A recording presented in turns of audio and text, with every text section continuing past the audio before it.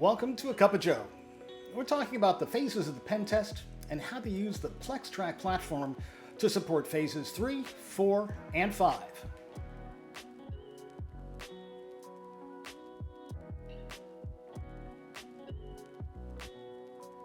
Typically, we associate 5 phases to the pen testing process, but as a practice director, I needed to look at the whole picture and be sure to include phases that required all the different stakeholders or significant context switching. So, after more than a few years of doing this, I came up with 10 phases. Now, depending on your practice or your internal team, some of these phases may or may not exist, or you may have slightly different versions. I'm not asking you to adopt what doesn't work, just recognize that there are additional phases that you may want to address discreetly for better practice management and engagement efficiencies. So, in my mind, they go like this.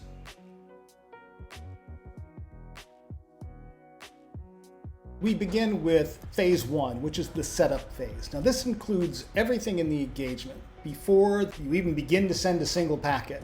So this would include the kickoff, getting scoping documentation, looking at the SOW, setting up the right resources. This is everything that needs to be done before we begin the actual testing.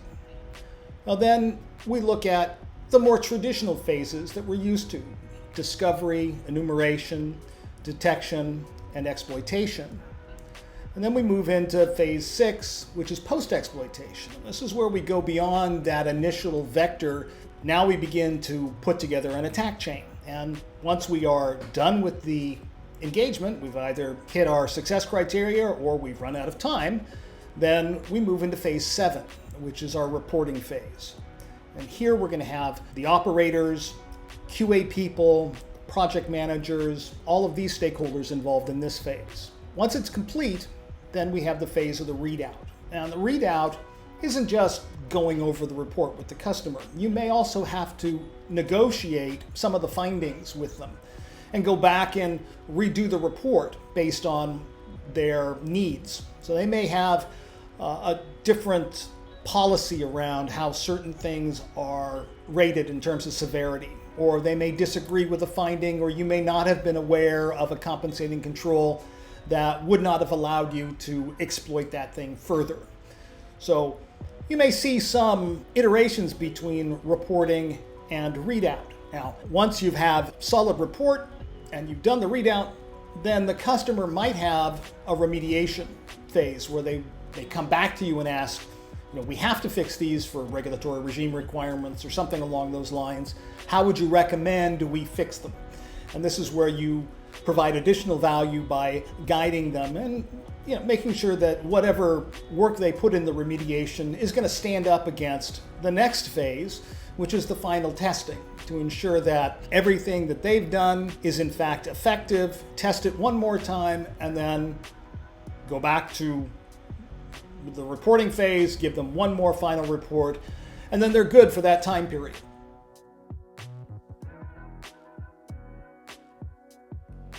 In this vlogging series, we'll touch on all of them, but today, I just want to focus on phases 3, 4, and 5.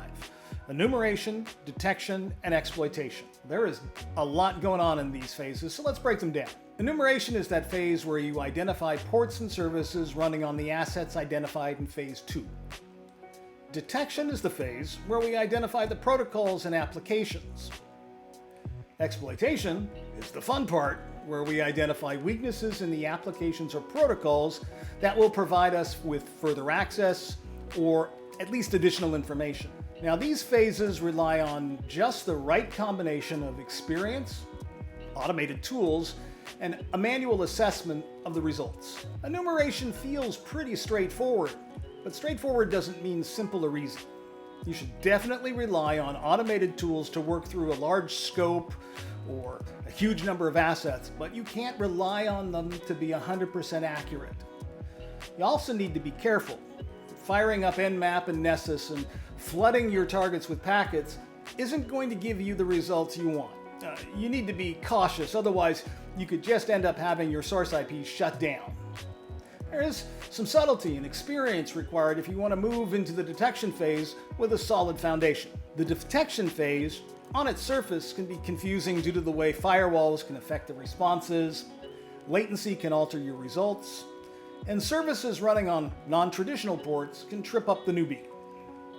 Also, residential internet services are frequently filtered by ISPs.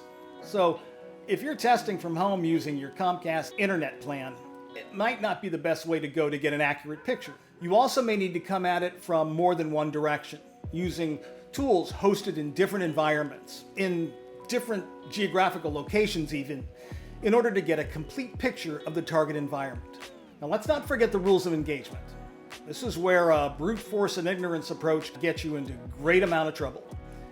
If you have a certain amount of off-limit assets, then throwing that entire /16 from scope into Nessus and letting it run wild is just going to end in tears.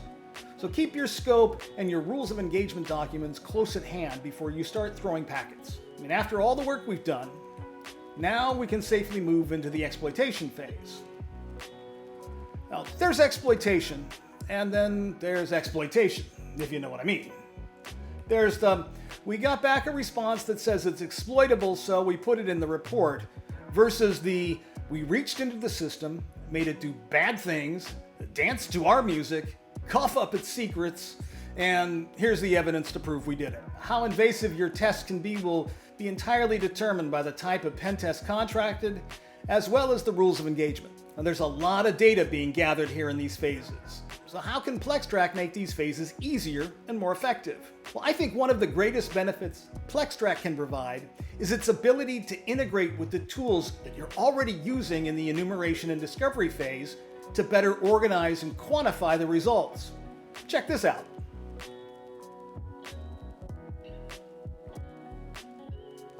Log into your PlexTrac instance and then select your project or client or business unit, whatever you're using. I'm going to just use the demo, and then select the report you're working on. Now, from here, I can upload the data that I've collected in phases 3 and 4, either by creating a brand new finding from scratch, or importing from the Write-Ups DB, that repository of previously created findings, or I can import it from one of the tools that I used in the previous phases. So we have a lot to choose from. Check this out. We've got everything from Nessus to Acunetics to Burp, to Scythe to Veracode, Qualys, even OpenVOS. So we have a lot to choose from. Let's go ahead and grab the Nessus one. Let me show you how this works. Let's drop a file here. There it is.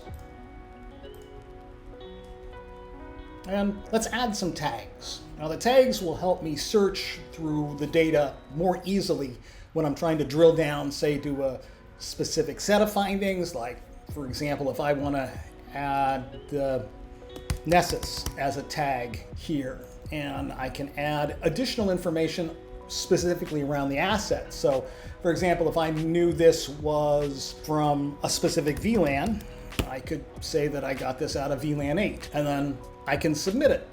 This can take a couple of minutes, but be patient. Once you get it in here, we've got all this lovely information that we get to play with. I can go through and be a little bit more detailed. I can see the different assets that this was associated with. I can go through and clean up the findings and tweak this basically to my liking. And then when I go to export this, it's in the perfect format, exactly what I was looking for. All right, that's all the time we have today.